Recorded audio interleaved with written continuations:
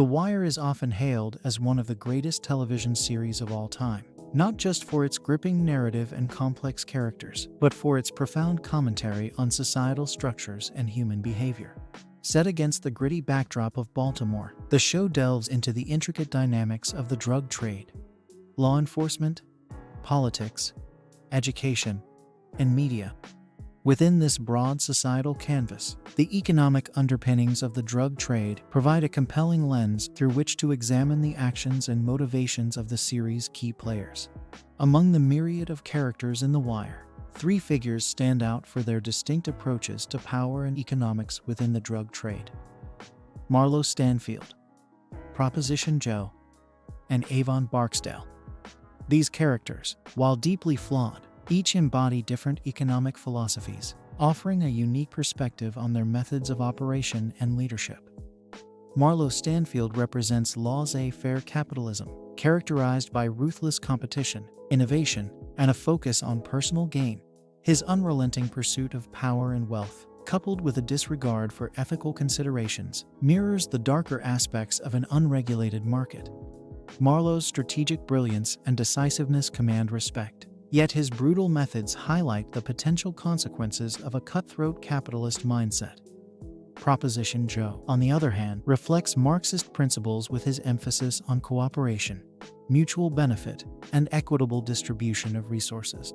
His creation of the New Day Co-op stands as a testament to the power of collective ownership and strategic alliances. However, Joe's manipulative tactics and moral ambiguities reveal the inherent contradictions in his approach, underscoring the complexity of leadership within a corrupt system. Avon Barksdale embodies the Wild West mentality, where territorial control, personal honor, and a rough code of conduct reign supreme.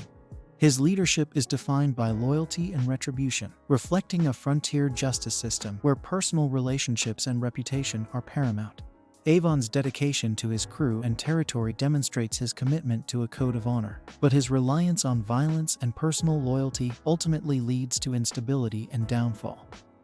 These 3 characters, through their distinct economic philosophies and leadership styles, provide a nuanced exploration of power dynamics and moral complexities within the drug trade. The Wire uses their stories to highlight broader economic issues and the interplay between different economic systems.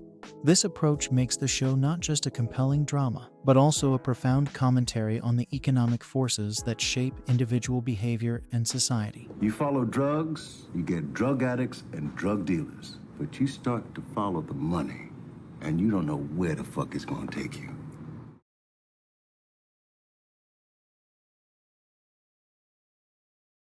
You pass up. Come on, man. Chill. We don't need this, man. What's up? Look what they did to my ride. Do it or don't, but I got some place to be. Marlo Stanfield is one of the most formidable characters in The Wire, known for his ruthless ambition and strategic acumen. His ascent in the Baltimore drug trade is characterized by a relentless pursuit of power and wealth, with little regard for traditional rules or the welfare of others. This approach is emblematic of laissez-faire capitalism, an economic philosophy advocating minimal government intervention, allowing individuals to operate freely in the pursuit of their own interests. However, Marlo's character also exhibits certain admirable traits that contribute to his effectiveness as a leader. Prison and graveyards, full of boys who wore the crown. Point is, they wore it. It's my turn to wear it now. Marlo's rise to power is marked by a fierce competitive spirit. Unlike his predecessors who maintained a balance of power and adhered to certain unwritten rules, Marlo is unyielding in his quest to dominate the drug trade. His approach is purely market-driven, focusing on eliminating competition to maximize his control and profits. Marlo's conflict with the Barksdale organization is a prime example of his competitive nature. He systematically undermines Avon Barksdale's territory, using violence and intimidation to seize control. Marlo's takeover isn't just about expanding his market share, but about asserting his dominance in a manner reminiscent of hostile corporate takeovers in the business world. His willingness to use extreme measures, including ordering hits on key Barksdale members, highlights his ruthless approach to eliminating competition. My Barksdale weak today, and he ain't working with the ammunition I got. While Marlo's methods are brutal, His determination and strategic thinking are qualities that command respect.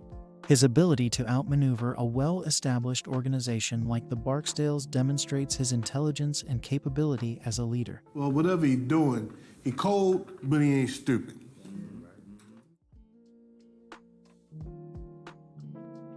Marlo values innovation and efficiency, constantly seeking ways to enhance his operations.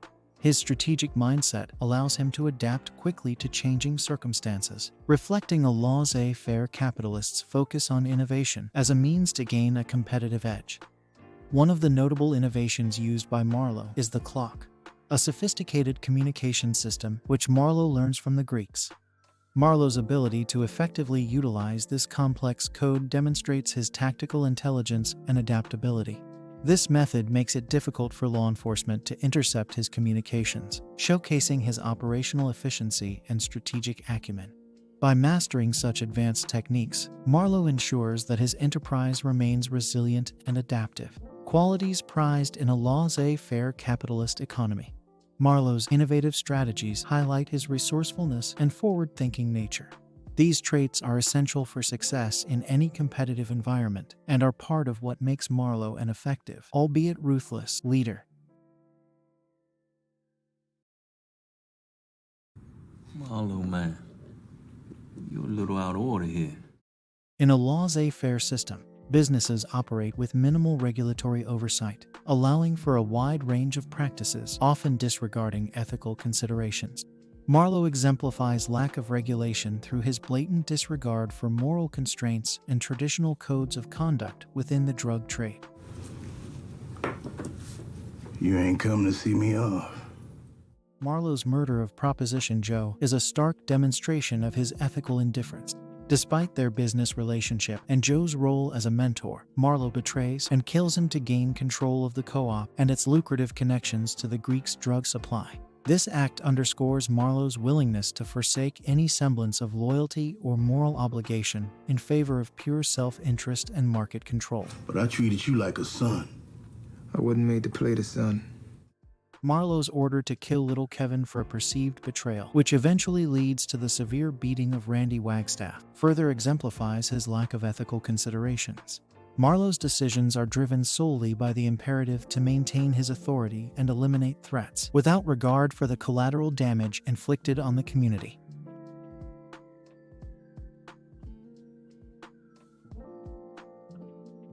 Marlo's ultimate goal is the accumulation of power and wealth, mirroring the primary motivations in a laissez-faire capitalist system. His relentless pursuit is driven by a desire to be recognized as the supreme force in Baltimore's drug trade, showcasing an almost pathological need for control and validation. Now, I'm doubling the bounty.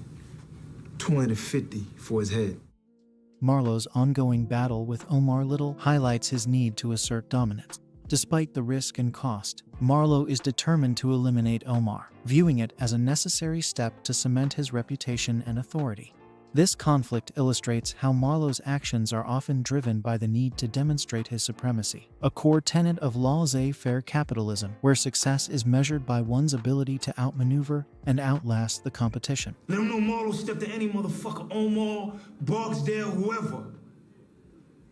My name is my name. In a more symbolic display of his power, Marlo's confrontation with a security guard over stolen lollipops exemplifies his need for recognition. When the guard questions his right to take the candy, Marlo's response: You want it to be one way. What? You want it to be one way. Man, I don't You want know it what to be one Man, way. stop! Stop saying that. But it's the other way. Followed by his order to kill the guard, underscores his belief that power is an absolute, not to be challenged. This incident reflects the laissez-faire capitalist's belief in the unassailable right to control one's assets and assert dominance over any challengers.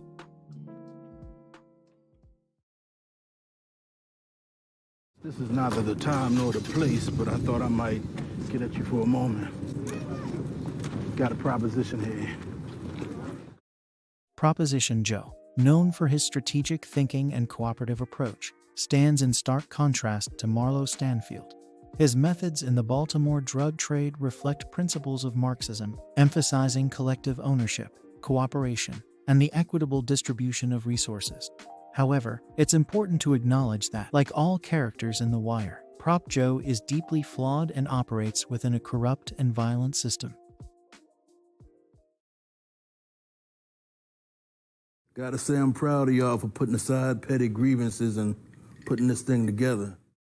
Prop Joe's strength lies in his ability to form alliances and foster cooperation among various drug dealers. His focus on collective ownership and mutual benefit is a key tenet of Marxism, which advocates for the means of production to be owned and controlled by the community. One of Prop Joe's most significant contributions to the Baltimore drug trade is the establishment of the New Day Co-op. This cooperative brings together independent drug dealers to negotiate bulk purchases of narcotics from international suppliers, primarily the Greeks. By pooling their resources, the co-op members can secure better prices and reduce conflict among themselves. This structure reflects Marxist ideals of collective ownership and shared benefits, as the members work together to enhance their collective economic power rather than competing destructively. Prop Joe's role in mediating disputes within the co-op also highlights his commitment to cooperation. When conflicts arise, such as those involving Cheese and other members, Joe steps in to negotiate and maintain harmony. This approach contrasts sharply with Marlo's ruthlessness, emphasizing negotiation and mutual benefit over unilateral dominance. However, Joe's methods are not without moral compromises. He lies, backstabs, and manipulates to maintain control, reflecting the complex and often morally ambiguous nature of leadership within such a corrupt system. How much? 20 on the dollar. Joe saying his cocksucker who stole ass shit wanna sell it back to us for 30 on the dollar. Send my money through Joe, man. You go through Joe, you're not gonna see 2,000 of that.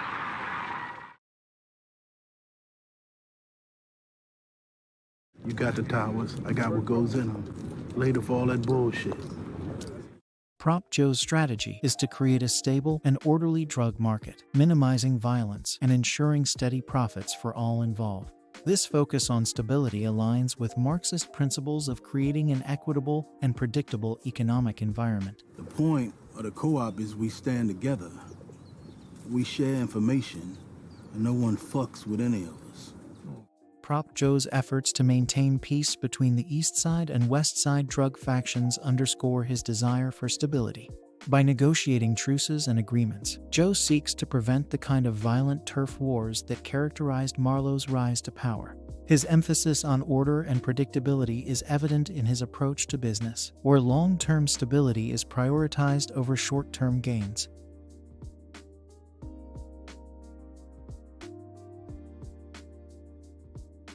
Prop Joe's leadership in the co-op is marked by his efforts to ensure that all members benefit fairly from their collective endeavors. This reflects the Marxist ideal of equitable distribution of resources and wealth. Me and Prop Joe, we're getting ready to put this co-op together. Different crews, one package. Best dope, best coke. Share and share alike. In the co-op, profits and resources are distributed among the members based on their contributions. Joe's approach ensures that everyone involved has a stake in the success of their operations, reducing the likelihood of internal conflicts and fostering a sense of shared purpose. And new territory go to who claim it. No, ordinarily so, but here we got some of our East Side people being displaced, right? I think we need to take care of those most affected. This system stands in contrast to Marlo's concentration of power and wealth, highlighting Joe's commitment to mutual benefit. Prop Joe's negotiations with the Greek supplier demonstrate his commitment to securing favorable terms for the entire co-op. By acting as the intermediary, Joe ensures that the benefits of these negotiations are distributed among the members, rather than accruing to a single dominant figure. This collective bargaining power exemplifies the Marxist principle of workers uniting to improve their conditions.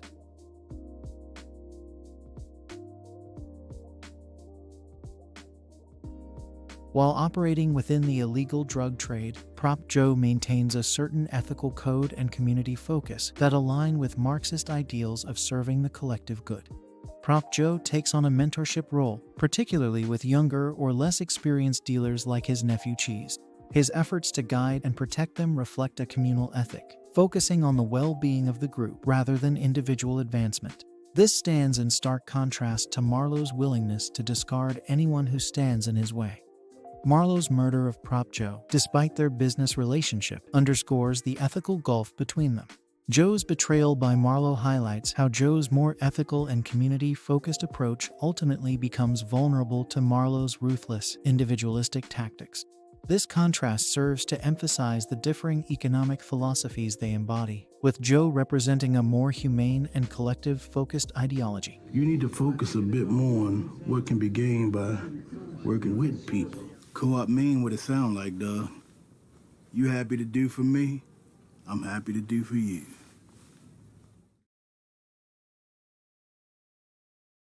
You ain't gotta pay no price of buying no corners. Since when do we buy corners? We take corners. Avon Barksdale's approach to the drug trade in Baltimore can be seen as reflecting the Wild West mentality, characterized by a blend of anarchy, personal honor, and a rough code of conduct. While not a formal economic system, this ethos governs Avon's operations, emphasizing territorial control, loyalty, and a sense of justice that parallels the lawlessness and frontier justice of the American Wild West. Yeah, well, we're gonna need good corners. That's what we're gonna need close to downtown. Get the workaday trade. Avon's leadership is rooted in the control of territory and a strict adherence to personal honor. This focus on physical dominion and reputation is a central theme of the Wild West, where land and personal honor were paramount. Avon's battles with rival gangs, particularly his war with Marlo Stanfield, exemplify his emphasis on territorial control. Unlike Marlo, who views territory as a means to an end, Avon sees it as an intrinsic part of his identity and power. The constant struggle to maintain and defend his territory against Marlo's encroachments highlights the Wild West mentality of fighting for land and respect. You go out, you get cutty, and get the best of the rest, and you put a hurting on Marlo. I want my corners. Avon's conflict with his business partner, Stringer, over the direction of their operations further illustrates his adherence to a code of personal honor. Stringer's attempts to modernize the business and reduce violence clash with Avon's belief in fighting for what's theirs. This culminates in Avon's refusal to abandon the street battles, emphasizing his loyalty to the traditional code of the streets over Stringer's more pragmatic approach. Nah, man, we done worrying about territory, man. What corner we got, what project. You know what the difference is between me and you? I bleed red. You bleed green. I mean, who gives a fuck who's standing on what corner if we taking that shit off the top? Ah, you a fucking businessman. You want to handle it like that. You don't want to get all gangsta wild with it and shit, right? Yeah, I ain't no suit-wearing businessman like you. I'm just a gangster, I suppose. And I want my corners.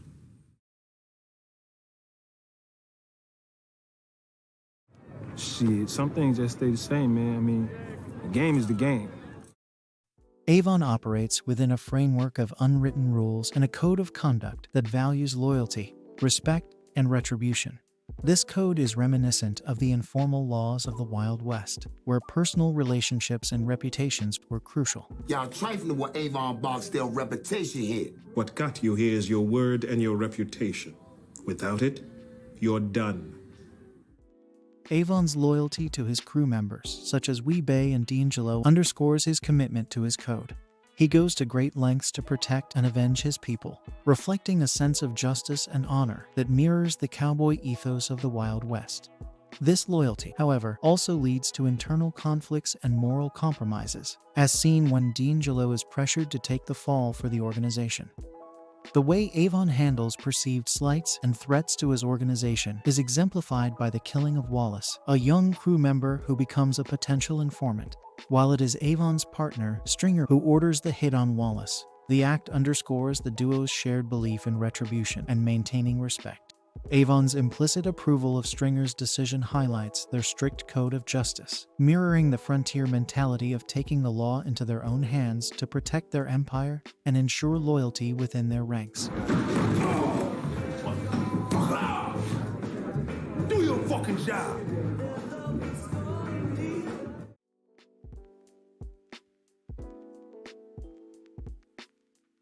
While Avon's methods often border on anarchy, he strives to maintain order within his organization, reflecting the chaotic nature of the Wild West. This duality showcases the tension between maintaining a structured operation and navigating the lawless environment of the drug trade.